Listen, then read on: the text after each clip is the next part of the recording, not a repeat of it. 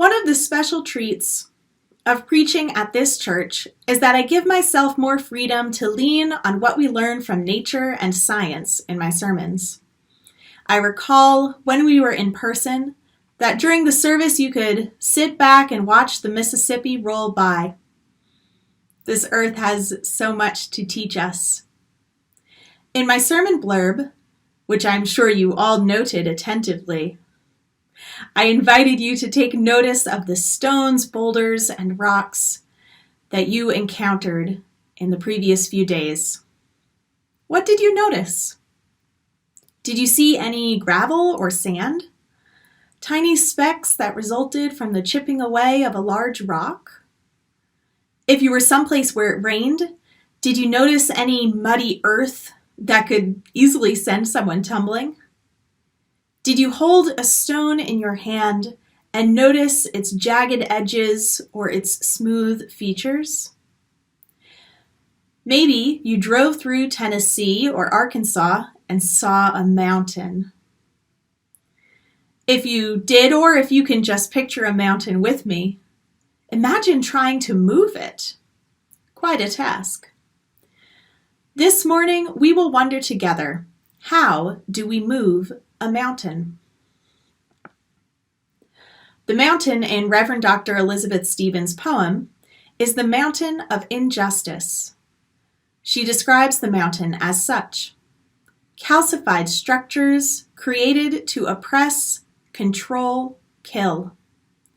Thousands of years with this stupid idea that some are more worthy, some deserve power by virtue of who they are, what they look like, what tribe they claim. The mountain we seek to dismantle is domination of one over another. Domination in every form.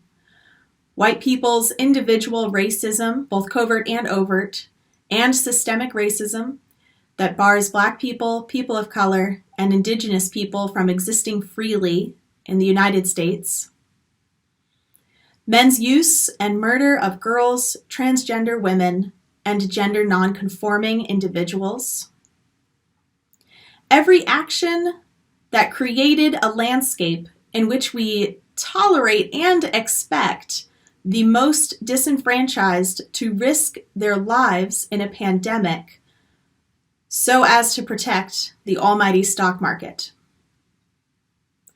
All of these things and the tiny daily ways we permit and perpetuate them.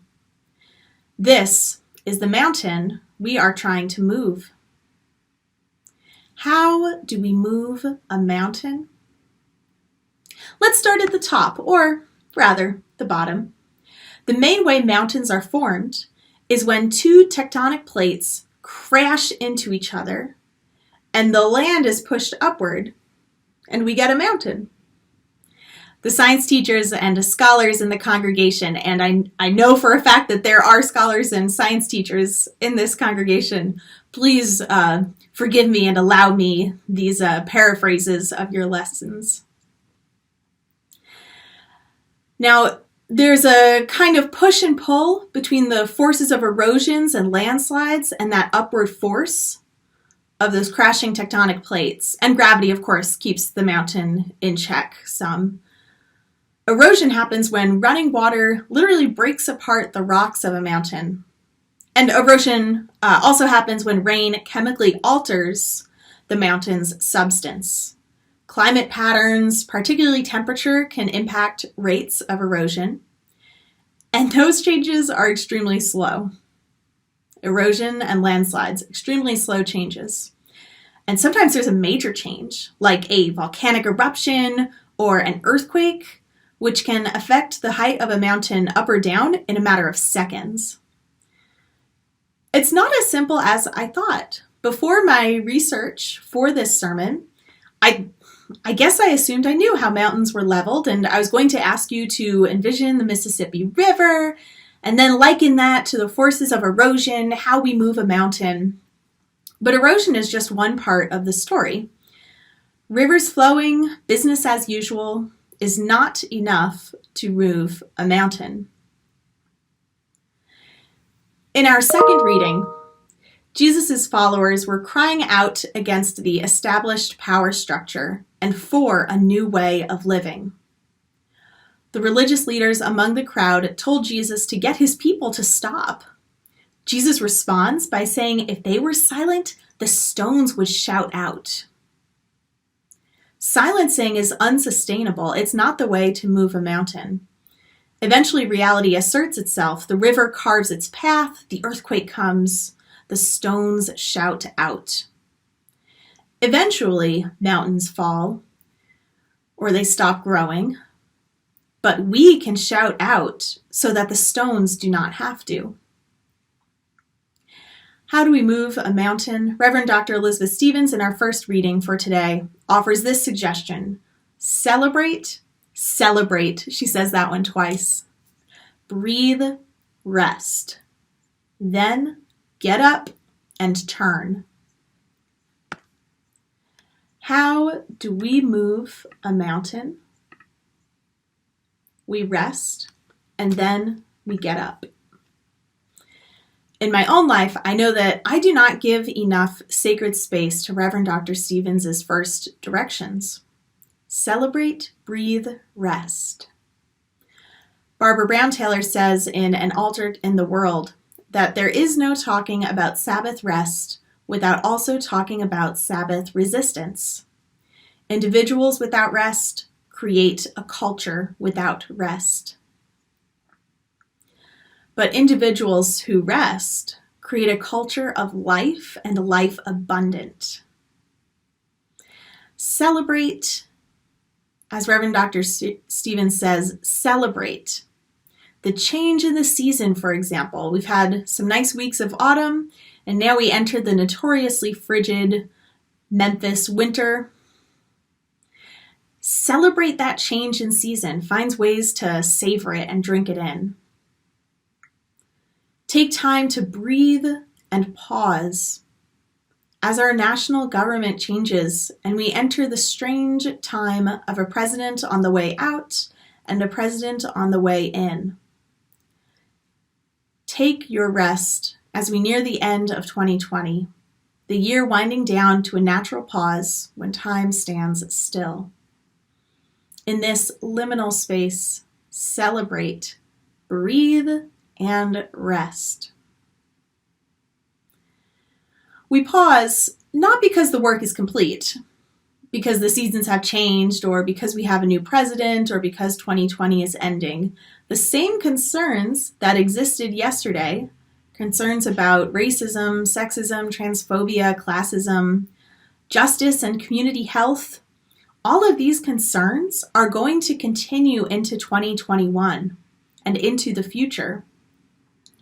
We rest not because the work is done, but because we need to replenish in order to continue seeking justice, to continue chipping away at that mountain.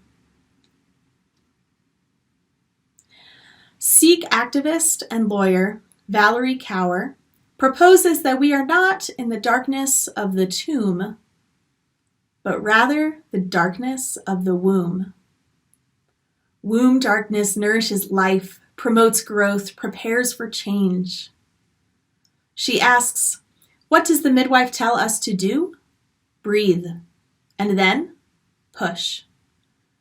In the same vein, Reverend Dr. Stevens gives us our next directions. Her poem says, then get up and turn again toward kindness, toward your neighbor in need, toward those who are still trapped in the stone. Tell them I won't give up. Tell them I am with you. Tell them, for you I will learn to eat rocks. For you I will keep chewing, keep grinding until the mountain crumbles to dust. How do we move a mountain? We rest, and then we get up. We celebrate, breathe, rest. Then we get up and we turn again. A little bit of erosion. The voice in the meeting, constantly bringing up the awkward questions. How will this affect the people who are most vulnerable? Whose voices are we ignoring or silencing? The old ways no longer serve us. Why can't we do this a different way? That's that sand and gravel that you noticed this week, chipped away from a larger rock. A little bit of erosion. A landslide here and there, gathering your friends and your church to move for justice, organizing people and money to create power. Micah, the Memphis Interfaith Coalition for Action and Hope, is good at this practice. That's that muddy scenery that causes slipping and sliding, a landslide here and there. Sometimes a volcanic eruption, taking a stand for what is right, even when it comes at your own expense, even if it takes something out of you, giving up something so that others might be freer. Sometimes a volcanic eruption.